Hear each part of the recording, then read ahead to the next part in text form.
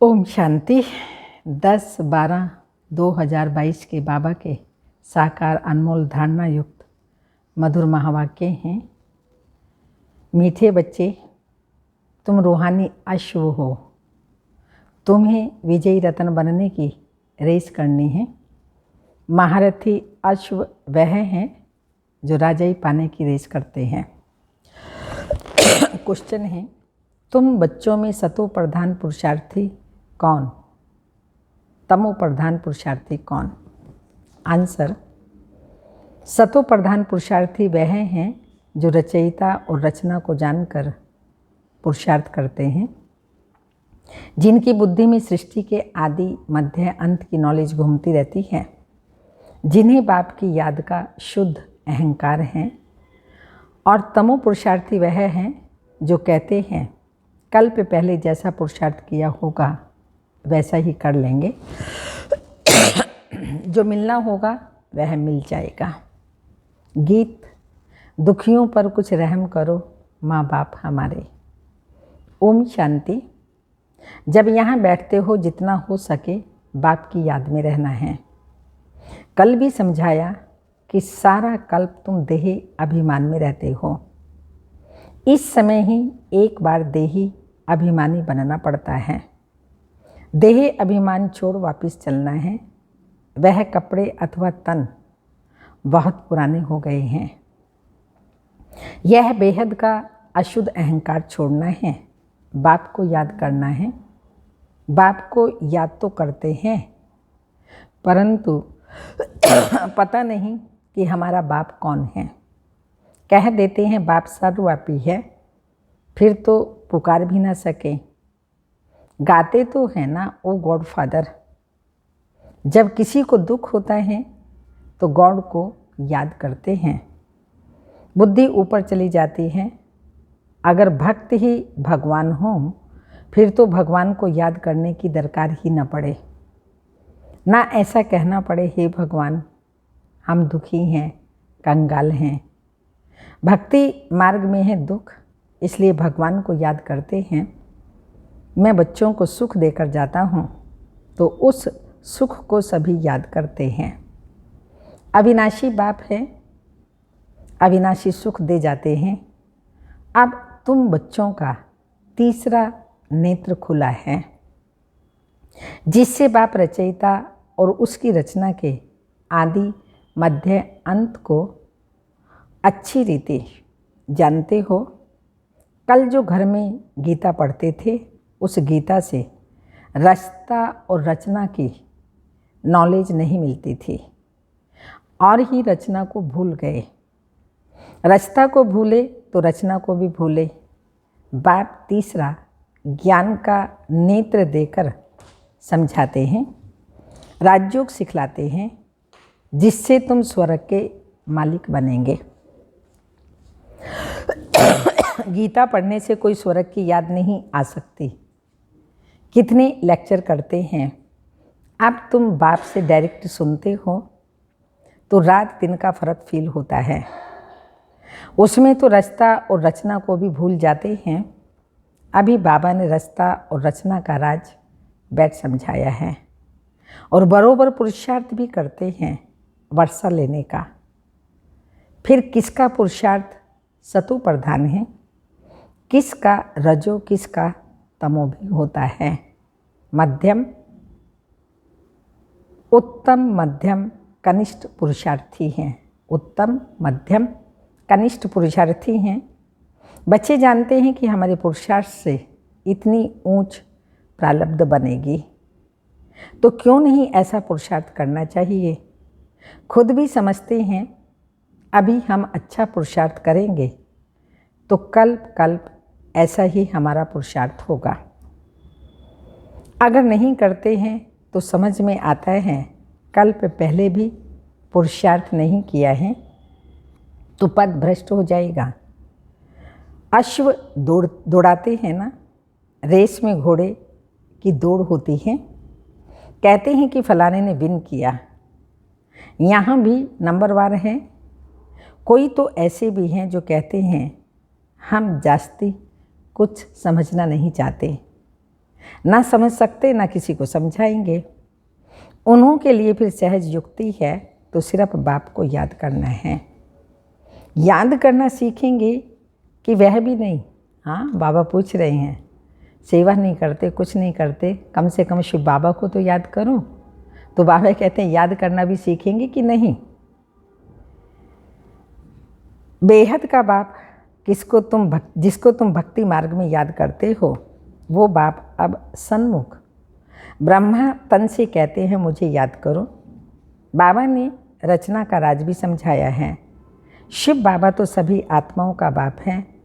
कोई भी आत्मा को प्रजापिता नहीं कहेंगे। आत्माएं तो अनादि हैं। प्रजापिता ब्रह्मा रचता है, मुख वंशावली। हम आत्माएं तो हैं ही शिव बाबा की संतान। कहते हैं कि तुम मेरे तो हो ही, जितने हो उतने ही हो, कम जास्ती आत्माएं कभी भी नहीं हो सकती। उन्हों का ही बेहद का ड्रामा में पार्ट है। ये अनादि बना बनाया खेल है। बाप कहते मैं आता हूँ जरूर एक सत्य धर्म स्थापन करने और अनेक धर्मों का विनाश कराने। जो सत्य धर्म प्रलोप हो गया है वह अभी स्थापन हो रहा है। सत्य धर्म अर्थात सत्युग का आदि सनातन देवी देवता धर्म, जो सत्य परमात्मा ने आकर के स्थापन किया है। जैसे क्रिश्चियन धर्म क्राइस्ट ने स्थापन किया, वैसे आदि सनातन सत्य धर्म सत्य बाप ने स्थापन किया। सचखंड स्थापन करने वाला सच्चा बाबा है। तुम ब्राह्मण बच्चे ही जानते हो बरोबर बाप आया हुआ है। बाबा समझाते हैं कि अब ड्रामा पूरा होता है, तो अब पुराना कपड़ा, ये शरीर रूपी कपड़ा छोड़ना है। नाटक में भी एक्ट्रेस का पार्ट मुकर्रर हो जाता है। अपने टाइम पर कपड़े बदल कर चले जाते हैं ना। तो बाप कहते हैं कि अब तुम्हारी आत्मा अपवित्र हो गई है। आत्मा संपूर्ण पवित्र हो जाए तो फिर उनको शरीर भी पवित्र चाहिए। सत्युग में आत्मा पवित्र, शरीर भी पवित्र मिलेगा। यहाँ पवित्र बन रहे हैं बाबा की याद से। इस शरीर में रहते आत्मा को पवित्र बनाना है, नहीं तो आत्मा को हम पवित्र कहाँ बनाएंगे। पवित्र यहाँ ही करना है। अब 5 तत्व भी तमो प्रधान हैं। आत्मा जब पवित्र बन कर्मातीत अवस्था में आ जाएगी तो फिर पुराना हिसाब किताब चुकता हो जाएगा। ये बात बच्चों की है, बच्चे ही सुनते हैं, तो ब्राह्मण जरूर चाहिए। तुम जानते हो स्वर्ग की स्थापना कैसे हो, तो जरूर ब्रह्मा चाहिए ना। यह है ब्राह्मणों का कुल। कहते हैं कि मैं ब्रह्मा के तन का आधार लेता हूँ इन ब्राह्मणों को रचने के लिए। ये बातें तो तुम ब्राह्मण और ब्राह्मणियाँ ही जानते हो। यह है संगम युग की रचना। कितने गुह्य राज हैं। शुरू में बाबा इतने गुह्य राज समझाते थे क्या? कहा जाता है ना, सागर को शाही बनाओ, जंगल को कलम बनाओ, पृथ्वी को कागज बनाओ, तो भी ये ज्ञान पूरा नहीं होगा। तुम बच्चे सुनते ही रहते हो ये गुह्य बातें भी। धारण उन्हों को ही होंगी जिन्हों का पढ़ाई में अटेंशन है। बाप से वर्षा लेने के लिए कमर कस कर के खड़े हैं। माना इतना दिल जिगर जान से कुछ भी हो जाए हम बाबा से वर्षा लेकर के ही छोड़ेंगे। थोड़ा भी अगर संशय हो गया तो उड़ जाएगा। फिर अचानक किसी को तीर लग जाएगा तो एकदम निश्चय बुद्धि हो जाएगा। नई नई टोटके बाबा सुनाते रहते हैं। कल भी बाबा ने बहुत अच्छी रीति समझाया था। बाप कहते हैं मैं परम आत्मा परम धाम में रहने वाला हूँ, जिसको सुप्रीम सोल कहते हैं।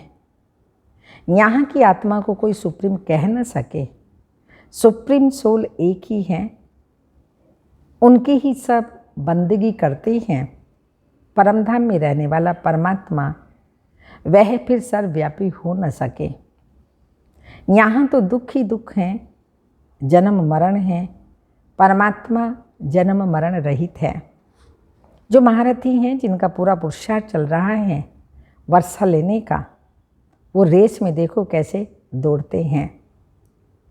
कोई घोड़े नाव उम्मीद भी होते हैं, परंतु लास्ट में भी ऐसे तेज दौड़ते हैं जो सबसे आगे चले जाते हैं।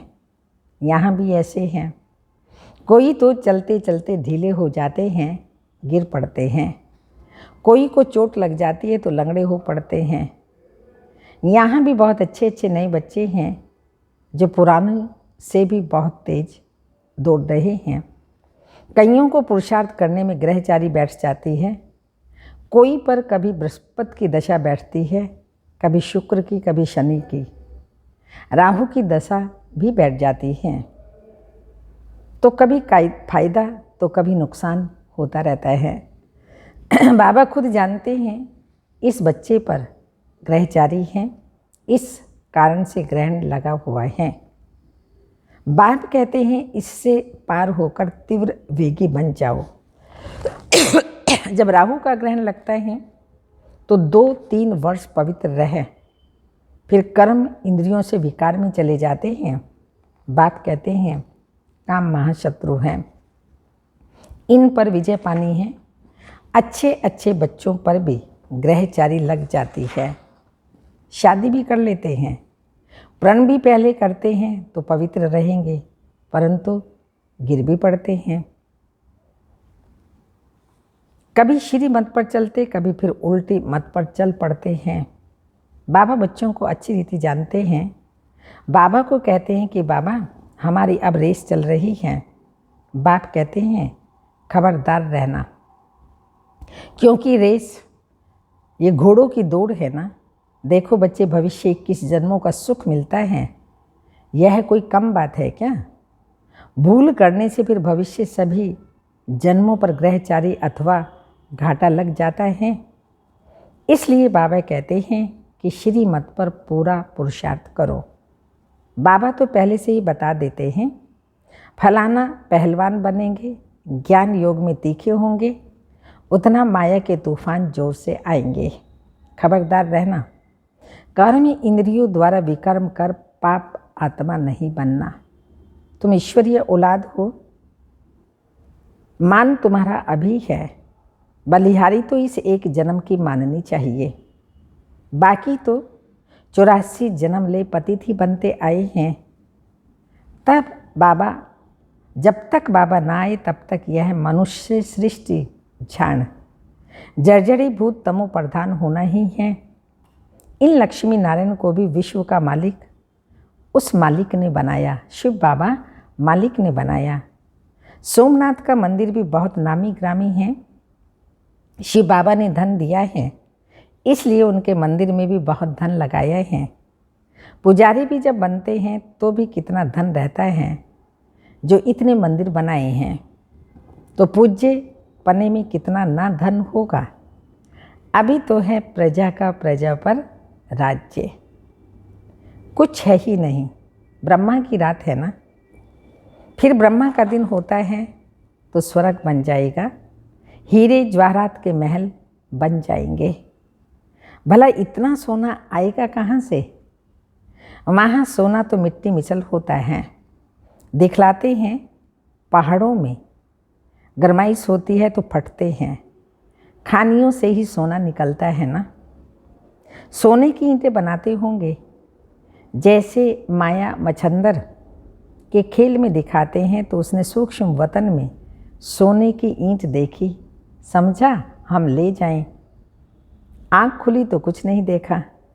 यहाँ भी बच्चे दिव्य दृष्टि में सोने के महल देख करके आते हैं। ईंट देखी, समझा ले जाएंगे, आँख खुली तो कुछ नहीं। बच्चों ने गीत तो सुना ना, दुखियों पर कुछ रहम करो माँ बाप हमारे, बाप का नाम है ब्लिसफुल। ऐसे नहीं कि वह सभी में विराजमान है, माया ने बुद्धि को बिल्कुल ही ताला लगा दिया है। बाप कहते हैं मेरे सिवाय ये ताला और कोई खोल नहीं सकता। नंबरवार ताला उन्हों का ही खुलता है किनका? जिनका कल्प पहले खुला है। उन्हों के ही पुरुषार्थ से समझ सकते हैं कि यह अच्छी सर्विस करते हैं। परमपिता परमात्मा ने जरूर कोई शरीर धारण किया होगा। उनकी पहली रचना है ब्रह्मा। ब्रह्मा के मुख द्वारा ब्राह्मण रचे। ब्राह्मण है चोटी। जगदम्बा ब्राह्मणी है, ब्रह्मा ब्राह्मण है, शक्ति सेना ब्राह्मण ब्राह्मणी है। तो बाप कहते हैं मैं ही नॉलेजफुल हूँ, मेरा ड्रामा में पार्ट है, मैं ही आकर तुमको रास्ता और रचना का राज समझाता हूँ। यहाँ तो बाप, टीचर, सतगुरु एक ही रूप है, तीनों ही कर्म इकट्ठे करते हैं। सतगुरु साथ भी ले जाएंगे, ये गारंटी है।